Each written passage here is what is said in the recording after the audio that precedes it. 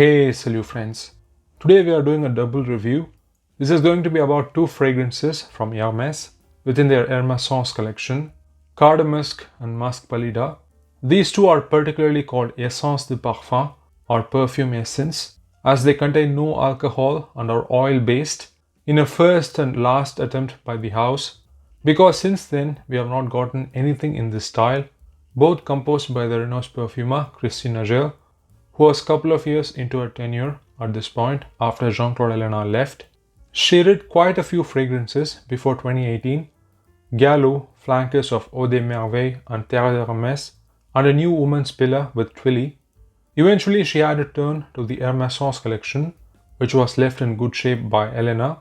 Apparently she insisted on launching 5 fragrances within this collection at the same time, 3 EDT fragrances with Mère Cedar Sambac and Agar-Ibn, very much in line with the established Hermessence aesthetic.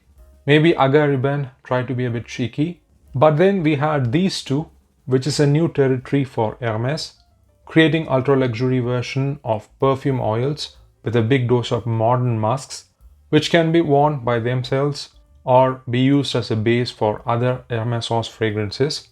For some reason, these don't get a lot of attention, almost none. This may be because they are prohibitively expensive or just not publicized as much, which is very Hermès, but that usually does not stop people. They were launched in 25 ml and then reduced to 20 ml, currently priced at 350 euros.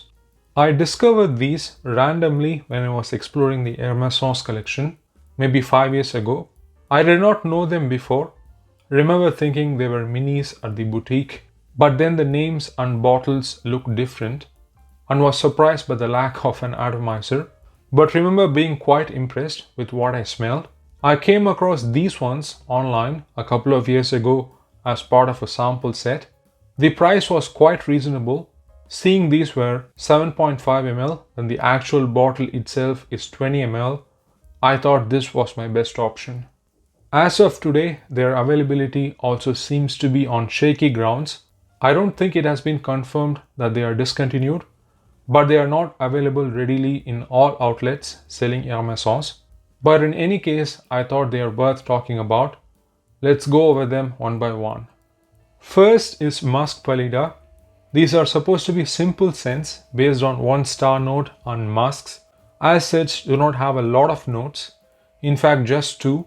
In this case, musk and iris. The name itself is a play on Iris pallida, obviously. It's a variety of sweet iris native to the Mediterranean region and parts of Italy. Of course, here we are talking about the root itself, orris butter or concrete, which is a rare and expensive raw material and happens to be the focus of this composition. But I do think there's more to them than the central note. These are oily when you apply them and it takes some time for them to really open up. I have rubbed them in, of course, and it works just fine. Here I do get the orris in all its glory. Most of the facets that you would associate with a good iris fragrance are evident, though what is prominent for me are the floral facets, followed by the waxiness, the woodiness and the earthiness, with a hint of green vegetal tone. It is moody. I get the purple, violet-like image coming in, but because of the big dose of musks that are juxtaposed over it, it becomes this cocooning, warm, sensual, floral, orris scent. Not in the cold and what some would say a sad direction. I don't get many similarities to other Hermès iris creations like Iris or Iris Ikioye. What it reminds me of are fragrances from other brands like Clair du Musc from Serge Lutens, Iris Poudre from Frédéric Malle, and dare I say even Chanel No. 5. Again, I'm not a perfumer, but I do get nuances of the classic floral bouquet here with the dominant iris, like some fleshy, waxy ylang, a light, bright, endolic jasmine, some peppery rose and some sharp, powdery violet, and maybe even a touch of something aldehydic and soapy with some soft sandalwood. It changes to some extent with time as well.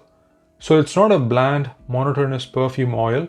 Certainly there's enough complexity to wear it as a scent by itself, I think. It goes from this bright, pearlescent scent to more earthy, velvety, musky and somewhat leathery profile. Nothing animalic, but this kind of lover's skin-like musky carnal quality also comes in at the later stages. Still very elegant. It does that contrast of being graceful and dirty at the same time with the iris, which is difficult to achieve. It is a splendid iris fragrance. I really like it. Very much Hermès and Hermessence, and even Nagel's modern in-house work. That's the kind of scent it is. Still, I can't help but thinking about those orris scented gloves that women wore during the Renaissance. Next, let's do Cardamusc or Cardamusc, which is a spicy oriental scent, again with just two listed notes, cardamom and musk. Cardamom to me, along with others like vetiver, bitter orange and leather, is a very Hermès kind of note, yet they did not have a lot of fragrances with it. It is also a Jean-Claude Elena kind of note, who of course demonstrated it in the lovely Voyage d'Hermès with his own fresh aromatic spicy style. This could be considered as their attempt at doing a full-on cardamom scent, which happens to be my favorite spicy note. I just find it so addicting, be it just smelling the actual pods crushed, or especially when it's used in desserts and chai and things like that. Unfortunately, I think it has been kind of abused by the sweet, sugary designer fragrances, which don't do justice to the real scent. They just smell like sweet tonka mixed with dusty, woody ambers in those abominations. Here, from the departure, I was so happy that it's a genuine representation of the real thing. It's a full-on cardamom show from start to end. The transitions are in slow motion when you compare them to EDTs and EDPs. The huge musks seem to sort of stretch the tenacity and mileage of the cardamom and keeps it intact without turning dry or dusty. I also initially get this rosy green freshness of the cardamom because of what comes across like geranium. As it retreats, it's all about the cardamom, which comes in with all its characteristics. It's so rich, multifaceted and vivid here, probably because of the high dosage. On one side, it has this mentholated cool spiciness, and on the other side, it's so rich and grounded that it brings this sensual warmth along with the musks. It is borderline balsamic and sticky, possibly by itself, but I feel like there's got to be some tolu or Peru balsam in here. Additionally, I also get this underlying resinous dryness, possibly from something like styrax. The sticky sweetness may have been augmented by vanilla. The musks come in later, adding some warmth and comfort, but all of these are working toward constructing the idealized golden central cardamom image. And wow, it is fantastic. This harmonious blend of sweetness, spiciness, crystalline freshness and earthiness is so captivating. Some of my friends from Turkey and Abu Dhabi have said that it reminds them of the local desserts and spice markets and whatnot. I can certainly see that. I myself can't help but associate it with Indian desserts and other Asian concoctions, particularly this raw cane sugar, which is not that sweet gourmand-like and is made into this rich syrup and spiced with cardamom. That is a more humble smell though. This has that Hermès polish which makes it smell so luxurious and charming. I like both the scents from today, but this one is definitely my favorite. Of course, it is also one of my favorite cardamom scents. I really wish they would expand this theme to a normal Hermessence sometime in the future. The performance is actually pretty good on both of them. They behave like a well-made perfume oil would. Nothing beastly like oud oils or something, but still good. Unlike some other brands which sell extrait de parfum with big price tags, I get good wafts for 3 to 4 hours by applying them on pulse points. Lasts more than 10 hours.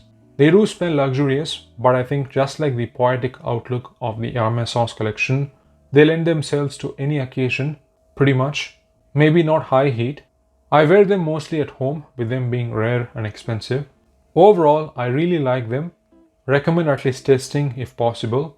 Price is of course the biggest barrier. In terms of fragrance pricing, this is the most Hermès has ever Hermessed till now, if you know what I mean. but still a faithful attempt by them creating this fragrance signature. I mean, as for what the other brands have done in the last 6 to 7 years with their own in-house perfumers, be it Delphine, Demachi, Coeur or Mathilde Laurent, I would take this anytime, maybe in the same bracket as Olivier Polge's work with the Chanel Lace exclusives.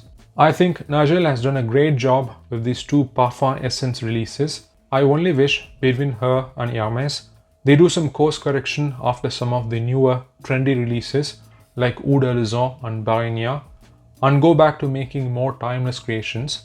These two certainly stand out in their own respective class as well as within the Hermès house. I think these are probably her most underrated work and deserve more appreciation. Anyhow, those have been my thoughts on the two Hermès Parfum Essence perfumes. Thanks for watching, take care and ciao.